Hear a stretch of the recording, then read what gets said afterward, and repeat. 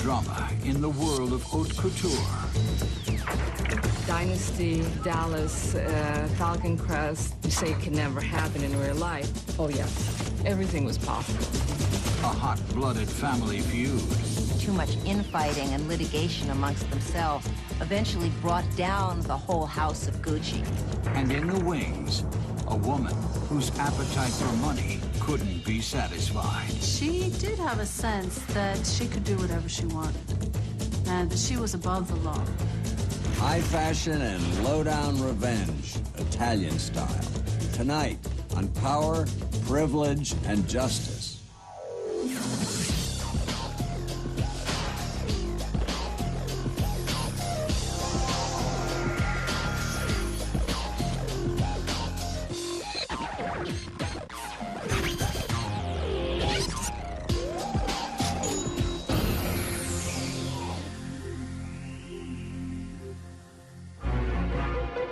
March 27th, 1995, Milan, Italy, 8:30 a.m. Maurizio Gucci takes his morning stroll to the office. A year and a half after being ousted as chairman of his family's famous fashion empire, he spends his days looking for a way to make his next million.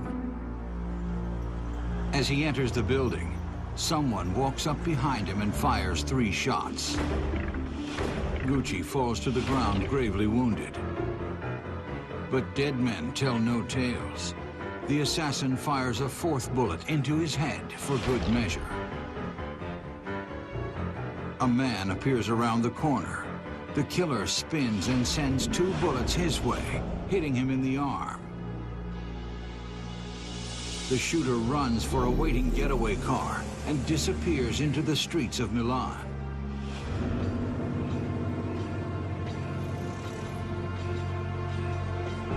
When I heard that one of the Guccis was gunned down, my first thought wasn't, did he have any enemies, but which enemy actually pulled the trigger?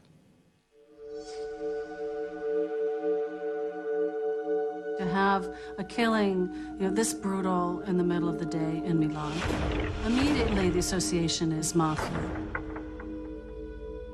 Investigators arrive at the scene and pore over the evidence. At first, it looks like a typical mob execution, but that theory quickly unravels. 10 minutes after the homicide, I investigated the crime scene and decided it had no signs of organized crime, but rather of improvisers. Those who practice homicide professionally do anything to avoid being first of all noticed and then recognized. In this case, there were 3 witnesses. With a mob hit ruled out, the Carabinieri wonder if the murder could be connected to the celebrated Gucci empire. The world of the elite, the world of the rich, the world of the famous. But who says the rich and famous don't behave badly? Investigators didn't have to dig too deep into the Gucci family to find turmoil. When Maurizio Gucci was killed, there was some speculation that it could have been a family vendetta. There was also fierce acrimony between Gucci and his ex-wife, Patrizia. Hatred that still burned nearly a decade after he walked out on her. Patrizia began to feel, I wouldn't call it hate, but constant resentment. Fashionistas don't normally shy away from big headlines, but when one of their royal family is killed, they instantly close ranks. Still, behind doors, tongues were wagging. It's one thing if a person passes away, but the way it happens, so being shot. And then this mystery starts to become enacted. All of Italy wanted to know who killed Maurizio Gucci. I never got tired of hearing about the Gucci family fights. I remember one story where workmen at the Gucci headquarters found the lawn littered with $500 handbags. It turns out the family members upstairs were hurling the bags at each other, and some sailed out the window. If the Carabinieri were going to crack this case, they needed to know everything about the family business. 1921, the Gucci Company was born in Florence, Italy. Here, Guccio Gucci started a modest leather goods shop to cater to the city's elite. He took advantage of the area's long history of artisanship. Over the next 2 decades, Gucci leather grew and flourished. Guccio's 3 sons joined the family business, and soon there was talk of expansion. When the founder of the company wanted to just stay in Florence, the sons were going, let's go to New York, let's open a shop in New York. And Guccio Gucci was saying, why do we have to do that? Let's just stay in Italy. But the sons recognized that moving to New York was important. It would give you access to a whole wider world of fashion. The expansion brought Gucci a swanky new clientele. Around the world, Gucci shoes and handbags became status symbols, and the Guccis themselves became the toast of the jet set. Movie stars like Frank Sinatra, Sammy Davis Jr. wore these shoes. And when you have members of the Gucci family with celebrities, with this princess, with this countess, I mean, this becomes very addictive. A delicate balance of power had been worked out at the company, but that balance was thrown off when one brother had 3 sons and the other had only one, Maurizio. Maurizio really grew up as a very lonely, kind of sad, isolated little boy, and he was an only child. His mother died when he was 5 years old. His father was extremely protective of him. Because Maurizio was an only child, the Gucci balance of power would be tested. Maurizio and his father owned half the company. Maurizio's uncle and 3 cousins had to divide the other half. Gucci is like a lot of family businesses in Italy where you have, a lot of heirs. And, once you get to that 2nd, 3rd generation, what happens is all the shares of the company are split so that, you have all these different kind of fiefdoms that often occur in different companies. Although the business was all in the family, the money was not. Many financial secrets were hidden from the younger generation, and soon Paolo Gucci started prying. He wanted to know why in 1978 the Gucci shops in the U.S. did $48 million in sales, but showed no profits.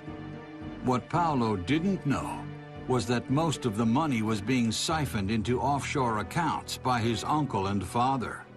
The animosity built until Paolo uncovered documents exposing his papa's creative accounting and sent them to U.S. courts. Because of his own son, 81-year-old Aldo Gucci would spend a year in a Florida jail. But Paolo wasn't the only young Gucci stirring up trouble. Maurizio, the shy and unassuming cousin, had fallen for a woman named Patrizia Reggiani. She was allegedly born the love child of a waitress and a trucking baron. Her mother's subsequent marriage to the trucking king ensured Patrizia a life of wealth and privilege. Maurizio was smitten with this Elizabeth Taylor look-alike. His father, Rodolfo, wasn't. Rodolfo was concerned that Patrizia was really a gold digger and that she didn't care about Maurizio as much as his name and his fortune. And he didn't like her, he didn't trust her. Standing up to his father for the first time, Maurizio married Patrizia. It was months before Rodolfo would speak to Maurizio again and welcome him back into the family business. In the meantime, Patrizia went to work sculpting her masterpiece. Her goal? To turn meek Maurizio into a corporate lion. She honed his business skills and introduced him to the social elite, but the Guccis never accepted her.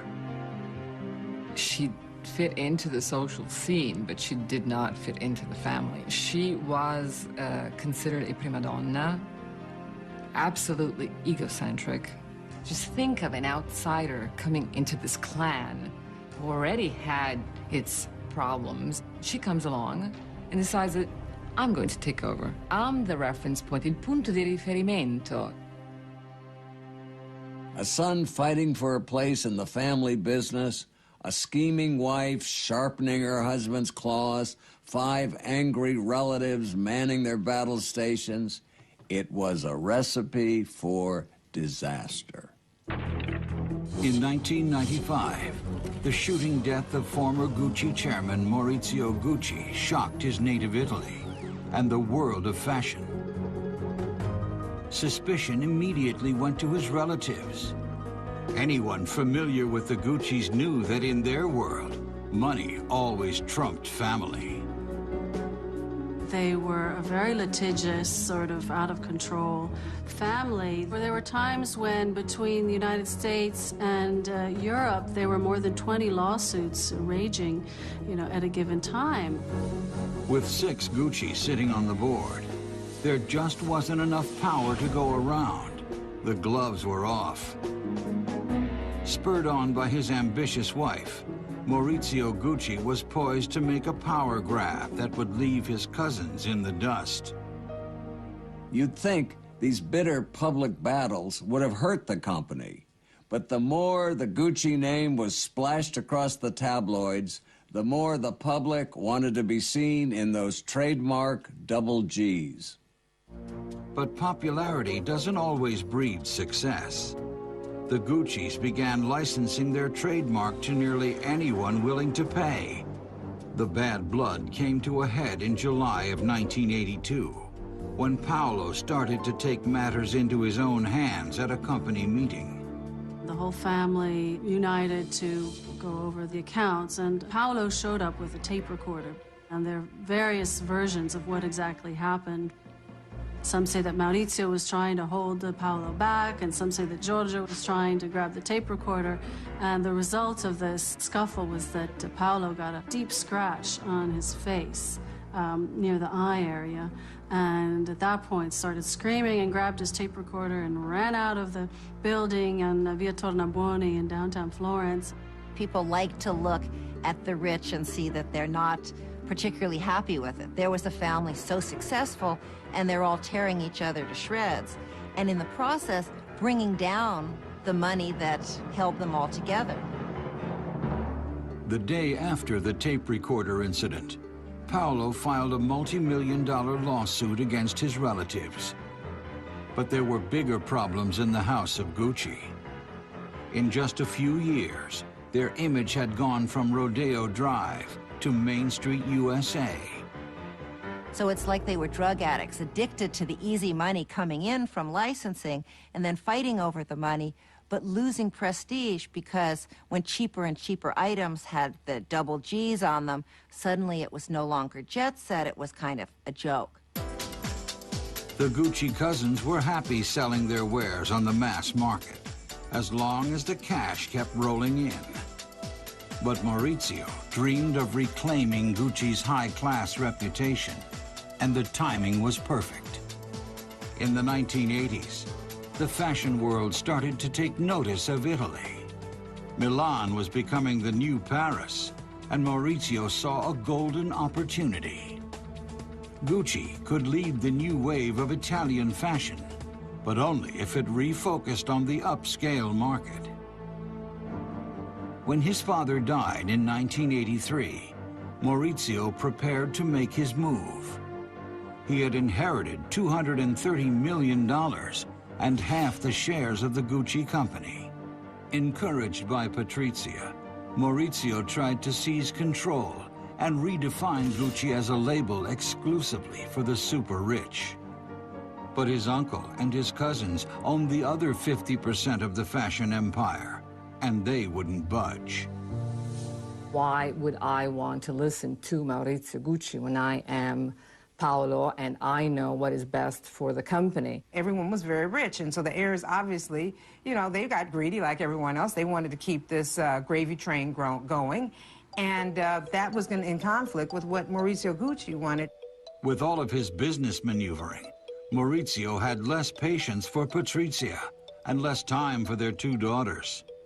Patrizia was nattering at him and criticizing him and complaining that he wasn't enough of this, he wasn't doing enough of that, and she could do it better. She had her way with him for a while, but at a certain point, he just had enough. One day, he packed his bag, it was just an overnight bag.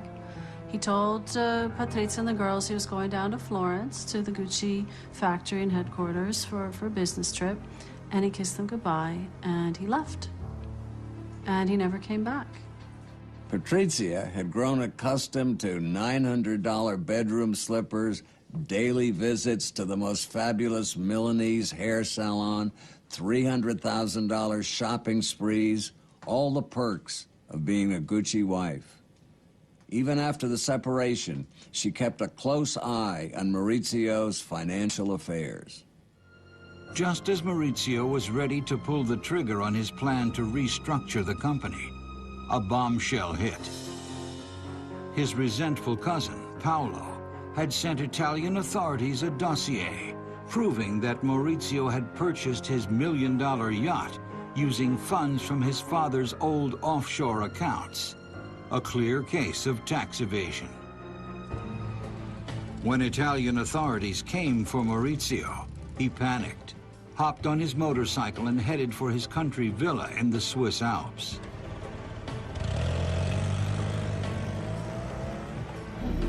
Maurizio worked the phone in an effort to push his relatives out of the company and take it over once and for all.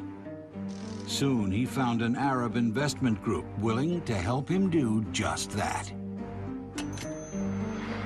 He knew which cousin would be the first to sell. He told the investors to approach Paolo. Paolo hated Maurizio, but loathed his own father and brothers even more. Paolo's decision to sell at the end was revenge, and he knew it. It was just a matter of time before the remaining relatives sold out to the investment company. Eventually, Maurizio was cleared of the tax evasion charges. He was now free to run the company as he saw fit. In a company, when someone has more than 50% control, they basically have the power to make a lot of decisions over the company. And once Maurizio was able to convince, one member to come along, it pushed him past that threshold. And so the other family members obviously had no other choice. They had to sell out because their 10, 20, 15% was really going to be worthless. Maurizio was now the only Gucci at the Gucci company, and he was finally able to revamp the Gucci name. On his watch, a young designer named Tom Ford came on board and overhauled the line. Gucci would now mean high fashion, and not just shoes and handbags. But it was too much, too fast. By getting rid of all that low-end licensing, the company lost $100 million. Maurizio's personal finances suffered too, to the tune of $40 million. Maurizio still managed to hold on to his two Ferraris, his yacht, and his Swiss chalet, but he slashed Patrizia's monthly allowance from $150,000 to $90,000. Senora Gucci was boiling mad, but mad enough to kill? Investigators needed to find out.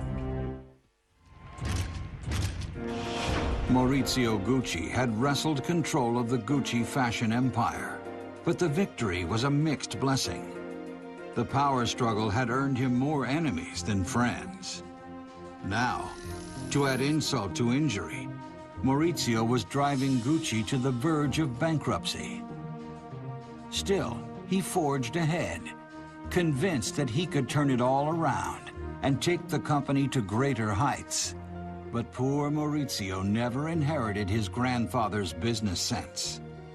Family is really a double-edged sword for any business because the founder has the genius and the drive to start it, and then the next generation may well be able to extend it and develop it. But historically, and not just in fashion families, but in many families, the third generation just kind of wastes it. The company and its fearless leader were hemorrhaging money. By September 1993, Maurizio's Arab-financed partners, InvestCorp, tried to stop the bleeding. They fired Maurizio. Any investor, like an InvestCorp, is going to invest in a company like Gucci, wants an exit strategy. They're not just there to, see the little business grow here and there. They want the big payday. For the first time in its storied history, there were no more Guccis at Gucci. Maurizio got some $120 million for his shares of the company. It seemed like a fair deal to him, but his estranged wife, Patrizia, went berserk. First, her income had been slashed. Now, her status as a Gucci heiress was crumbling. The humiliation was too much to bear. It's not only a question of wealth, it's a question of power. In this way, she knew she no longer counted. She could no longer be the first lady of Gucci. Patrizia felt that she was responsible for Gucci's success. And now, Maurizio had thrown it all away. She started telling people that she wanted to teach him a lesson. At a lavish birthday party for her daughter, Patrizia asked a famous Milanese lawyer what would happen to her if she got rid of Maurizio. When she asked him the same question again a month later, he sent her a letter advising her to stop talking like that. She didn't take his advice. She went to her household staff and asked them if they could help her find a killer, or the husband of the cleaning lady, if he would be willing to kill Maurizio. Soon, thoughts of Maurizio's demise consumed her. This had become an obsession for Patrizia. She had become so resentful toward her husband that she would ask many people how she should kill him. But then, in the spring of 1992, Patrizia Gucci was diagnosed with a brain tumor the size of a billiard ball. Patrizia told me that the day she was being wheeled into the operating room to have a brain tumor removed, Maurizio failed to show up. Luckily, the tumor was benign, but doctors did not want to add to her stress. They asked ex-husband Maurizio not to come to the hospital to support her. Instead, he sent flowers signed simply, Maurizio Gucci. She didn't get over it.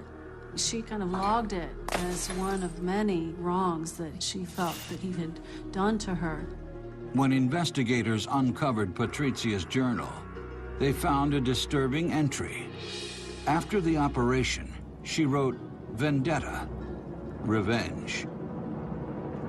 On November 19th, 1994, after almost 10 years of separation, Maurizio and Patrizia's divorce became final.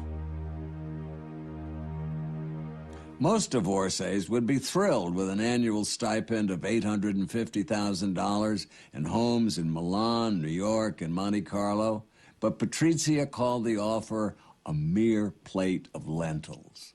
This little carnivore wasn't going to settle for anything less than prime rib. Not long after being ousted from his family business, Maurizio Gucci seemed to have a new lease on life and a new girlfriend, a Milan socialite named Paola Franchi. The lovebirds moved in together and built quite a nest.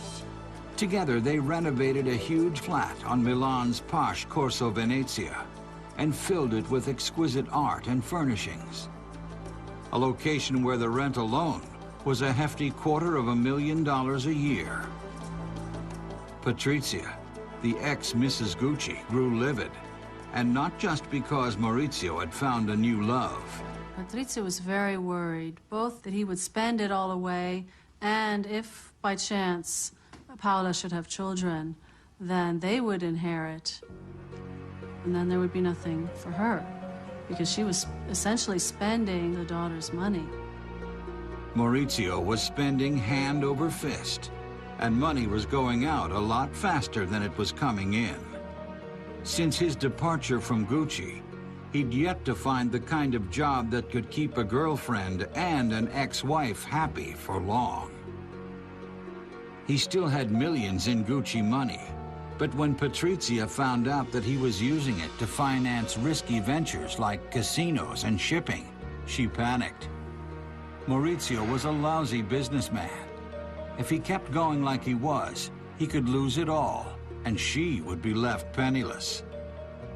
But if something unfortunate were to happen to Maurizio, if he was out of the picture, the money would be safe. Patrizia turned to her best friend, a woman named Pina Oriema, and asked for advice.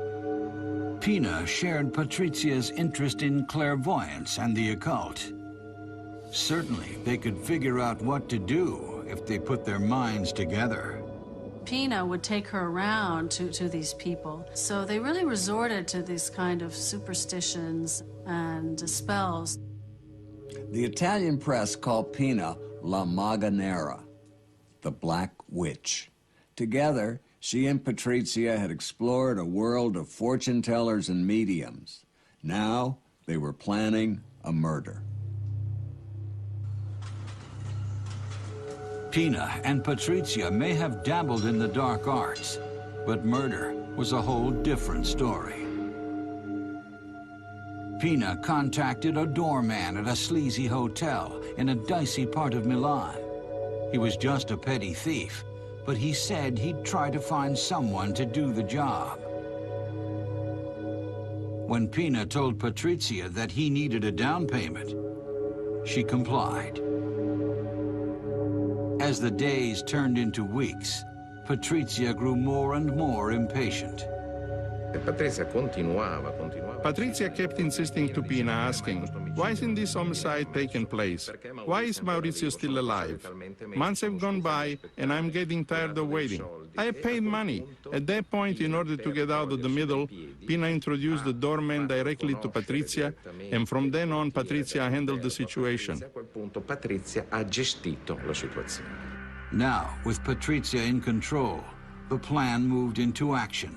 March 27th, 1995, 8:30 a.m. A gunman followed Maurizio Gucci, the former chairman of the fashion powerhouse, into his office building and pumped 4 bullets into his body. Then hopped into a getaway car and vanished into the streets of Milan.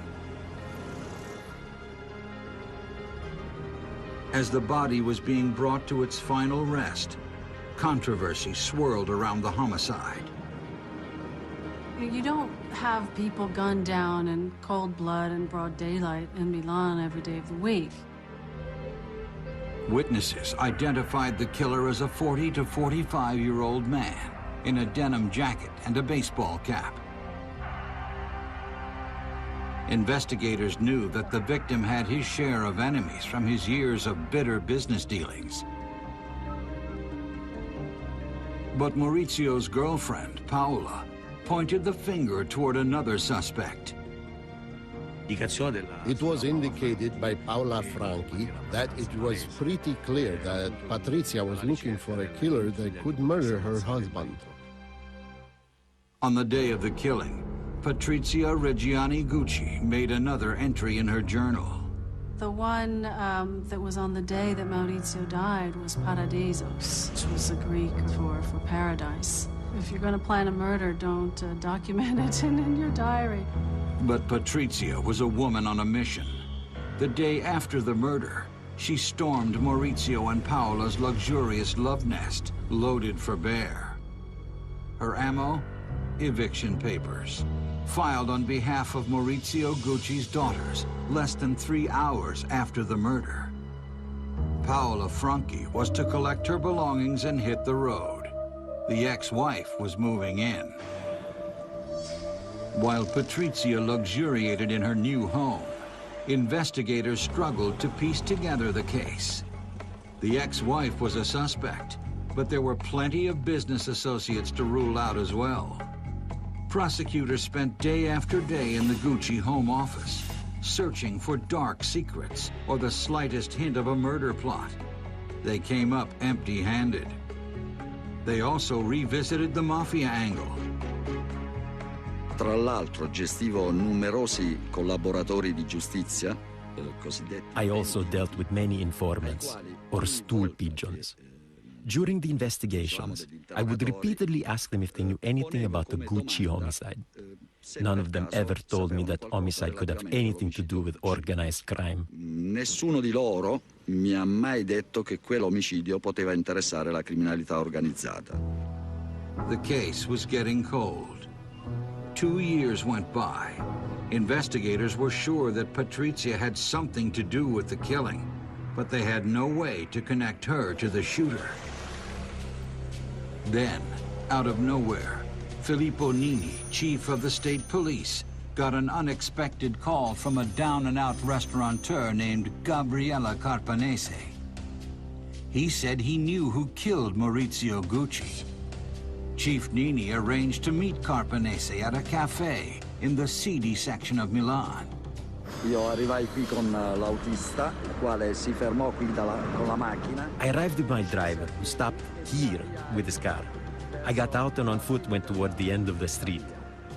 10 feet away, on the opposite side of the street, I recognized Carpanese, who had described himself as a very tall, heavy-set person with a red jacket. Che indossava un giubbetto di colore rosso. Carpanese told Nini that a man named Ivano Savioni was bragging about his involvement in the Gucci murder. Savioni was a doorman at a sleazy hotel and a friend of Pina Oriema's. È stata molto importante la collaborazione del Carpanese. It was very important, Carpanese's collaboration. He was at our disposal. He wore a wire. We convinced him to speak with Savioni to hear directly from Savioni what he told us. Dalla voce del Savioni ciò che lui aveva raccontato a noi. On tape, Savioni said that Patrizia's friend Pina had contacted him about killing Maurizio Gucci. Savioni called a pizzeria owner he knew, and the pizza man contacted a mechanic who lived behind his restaurant. The mechanic agreed to do the job.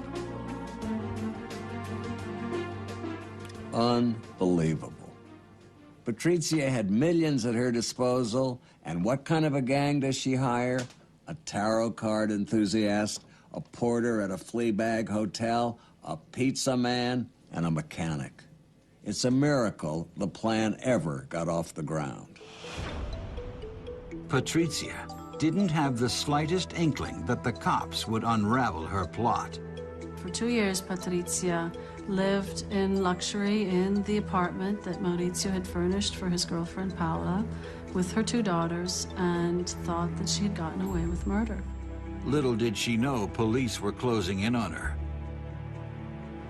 They tapped her phones and surveilled her activities. Now, cops finally had enough evidence for an arrest. On January 31st, 1997, at 4:30 a.m., they surprised her at home. She asked the police officers to wait for her a moment, and when she came back, everybody gasped because there she was in a full mink fur and gold and diamond jewelry. That's Patrizia. La Patrizia Reggiani disse che lei... Patrizia Reggiani said she absolutely did not want to give up her jewelry or her fur, because wherever she went, they went with her.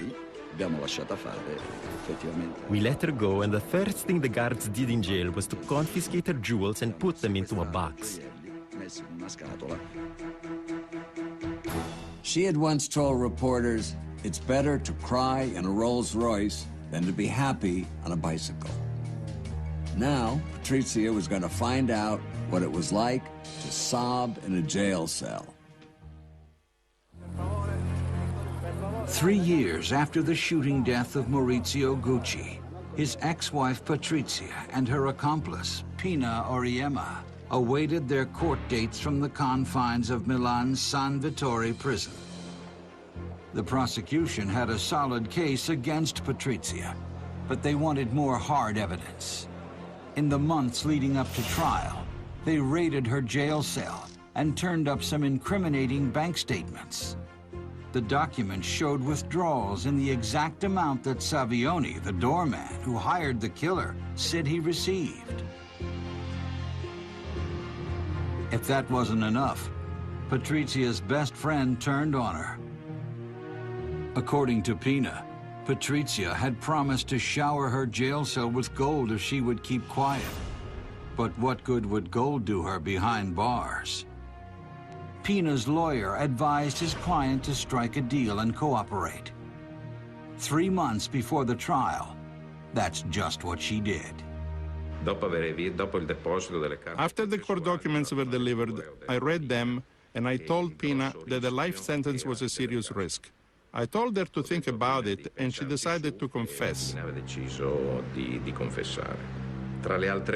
And another thing, I was afraid that Patrizia was planning something. The trial was shaping up to be a sensational event, and the press was all over it. A vengeful ex-wife and her psychic friend accused of cutting down a member of a famous Italian family. The drama was too spicy to ignore. I'm certain that there was always a sentimentality about the whole Gucci legacy, the family, you know, the different scandals that went on through the years, and then obviously this murder. This was a big deal in Italy, and it was all over Italian news. With so much evidence against her, everyone wanted to know how Patrizia planned on defending herself. The trial got underway in May of 1998. Patrizia's lawyers did not dispute that their client was soliciting people to bump off her husband. Instead, they offered the brain tumor defense. Patrizia claimed that her surgery in 1992 rendered her incapable of planning a murder. But would a jury really buy that excuse, especially since she told so many people about her murderous intentions? So she admits that she asked everybody in town to kill Maurizio, but then she claims she's incapable of actually planning a murder. That's a tough one to swallow. Then, the second piece of Patrizia's defense is unveiled. She claims that Pina put together the gang on her own and then came to her demanding money. Patrizia said that Pina and her gang threatened to go public and then threatened to harm her daughters. It is still unclear to me what exactly happened in the relationship between Patrizia and Pina and who pushed who. Then, Patrizia was dealt a severe blow. The getaway driver, Orazio Cicala, confessed, hoping for leniency. At that point, the famous document was introduced. Cicala declared to Reggiani on a piece of signed paper, "I was paid and I don't want anything else." This was one of the most important pieces of evidence at the trial. Patrizia Gucci did her best to play the good girl in court. Instead of her usual mink coat and designer clothes, she wore plain cotton slacks and twirled a string of rosary beads. But it would take more than a wardrobe change and rosary beads to get Patrizia out of this mess.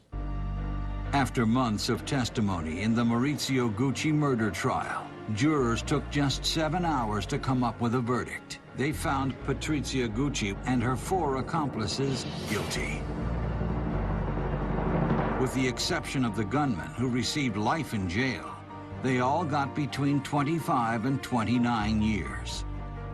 As the ringleader, Patrizia was sentenced to 29 years. With good behavior, she could get out while she's still in her 60s. At that point, she'll probably go back to living off her daughter's Gucci inheritance. But for now, prison is a far cry from her palatial home on the Corso Venezia. In jail, she has endured attacks by other inmates and bouts of seizures stemming from the brain tumor she had removed in 1992. Patrizia Reggiani has suffered being in jail, and this was not the way her plan was supposed to work out. Her daughters, Alessandra and Allegra, both support their mother and avow her innocence. In fact, the younger daughter, Allegra, began studying law with the expressed motive of helping to free her mother. The family filed a new appeal based on familiar grounds. They produced medical evidence suggesting that Patrizia's brain tumor and subsequent surgery left her without the ability to know what she was doing. I've heard some pretty wild defenses in my day, but the insanity defense for taking out a contract on someone, pretty far-fetched. In July 2004, the Italian courts agreed to reopen the case. Meanwhile, the Gucci company has expanded to become the Gucci Group. Today, it is one of the premier fashion companies in the world. Gucci's this kind of miracle story of a house that grew and then crashed spectacularly and then, amazingly enough, reappeared out of the ashes. Gucci became everything Maurizio dreamed it could be, although there isn't a single family member involved in the publicly held firm. Today, the House of Gucci is known exclusively for its high-end fashions, not for the lowbrow squabbling of the family it's named for. The Gucci saga really shows that sometimes fact can be more incredible than fiction. You have a son who sends his father to jail, a cousin who sends his cousin into exile. You have an ex-wife who has her husband gunned down in broad daylight. And if you tried to make this story up, nobody would believe you. In December 2004, the grand reopening of the La Scala Opera House was broadcast live on giant screens all over Milan, even at San Vittore prison.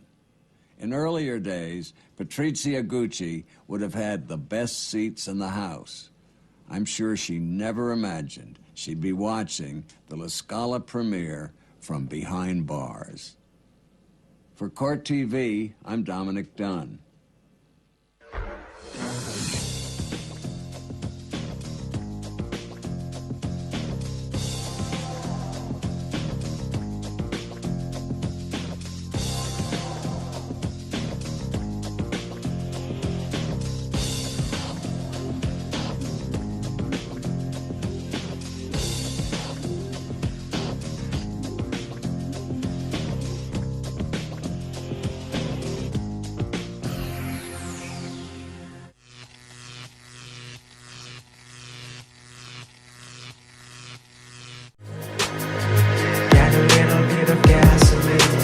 Welcome to another crime scene.